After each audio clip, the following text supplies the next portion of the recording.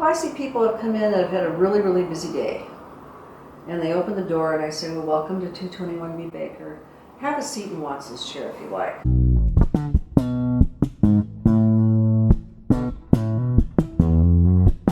So they walk over and they sit down, say, lean back, relax, and this, oh, this is so nice. It's so peaceful in here.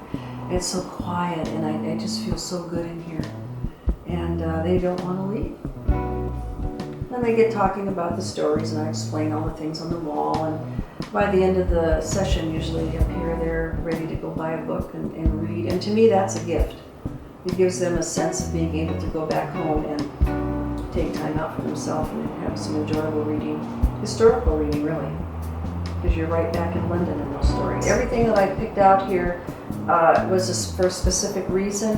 They have to do with the stories, the kind of disguises he wore, the way the hat sits over there on the chair, the tobacco, the Persian tobacco in the slipper.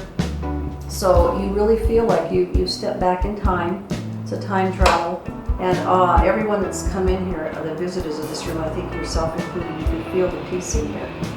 It just feels like there's a disconnect with what's going on outside. It makes me feel good to think that I've created something that is unique and individual unto itself, and I get a tremendous amount of enjoyment in creating something that brings happiness to people.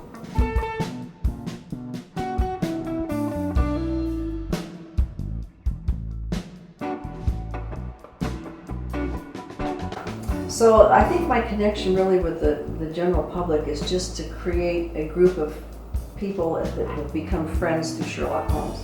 It's a magical place because you can excuse yourself from your daily toils and you have a place to go in your head and your mindset that's just more relaxed and old-fashioned and kind of, for computers, and Mrs. Hudson would bring your meals to your room. There's all these wonderful little, just sweet things about the past that Sherlock Holmes, those stories really continue to create, both in film and on paper and in books that you can enjoy. It always gets the bad guy. They create a scenario with the books, and you can watch. He's such an amazing mind. He's very intellectual. And so he has ways of people that if you walked in, he would be able to tell where you'd been by the dirt on the side of your shoe. And he would be able to tell a lot about you by your hands and your ears and the skin, and by the time he got done describing you, he almost had your life history. And Sherlock could do that. I find that fascinating.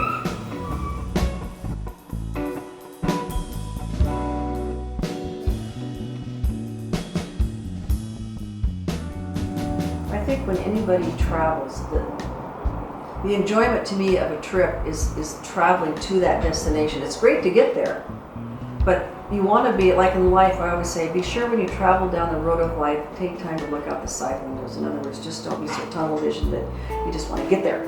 Because you're missing out on the joy of watching around you and seeing things develop and creating and coming to a whole thing in.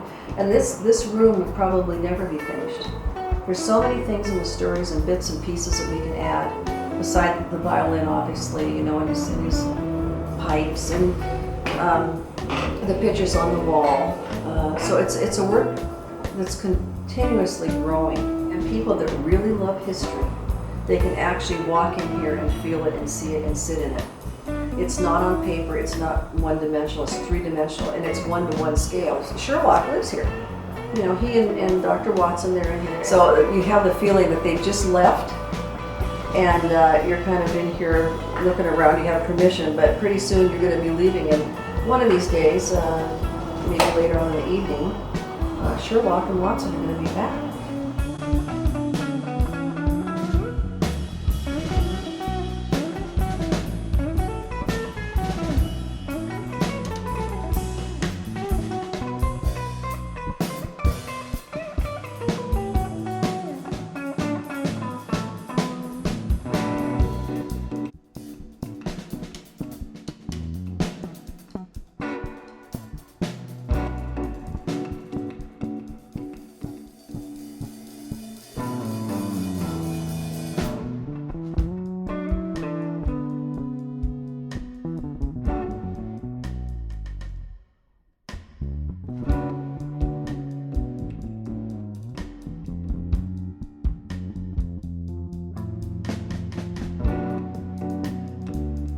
fascinating what plants do over time, and I will never truly understand it. Plants learn on how to feed themselves, how to get the light that they need, how to get water. If they're not getting water, sometimes the plants will over time evolve and have a larger leaf, so they're collecting more water.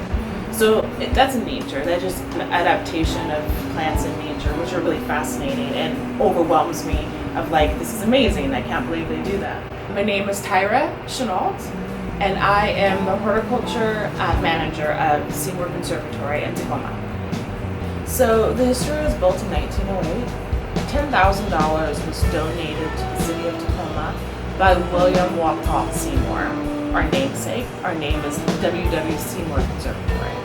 So he donated $10,000 to the city of Tacoma to do with whatever they wanted. Then the $10,000 was donated to Metro Parks, and the conservatory was built 7 months later, essentially. So in 1908, we were a completed building, and they planted plants from around the world, and people came and saw everything. So that is the history condensed version.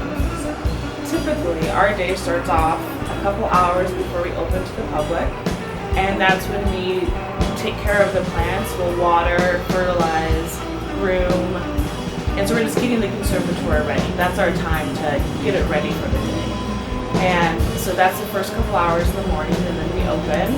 And some days we'll have tours, and so that means we take them through the conservatory, we show them really fun plants, we talk about the history. So we do a lot of tours like that.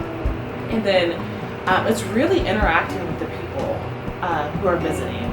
So some people want to talk about plants, and we are so happy to talk about plants. Some people just want to walk through and leave, and we're here just to give them a smiling face. But we get a lot of regular visitors, so we are not only talking about plants, but we're checking in on them and saying, hey, how's it going? I saw you running the other day. That's really great to see you.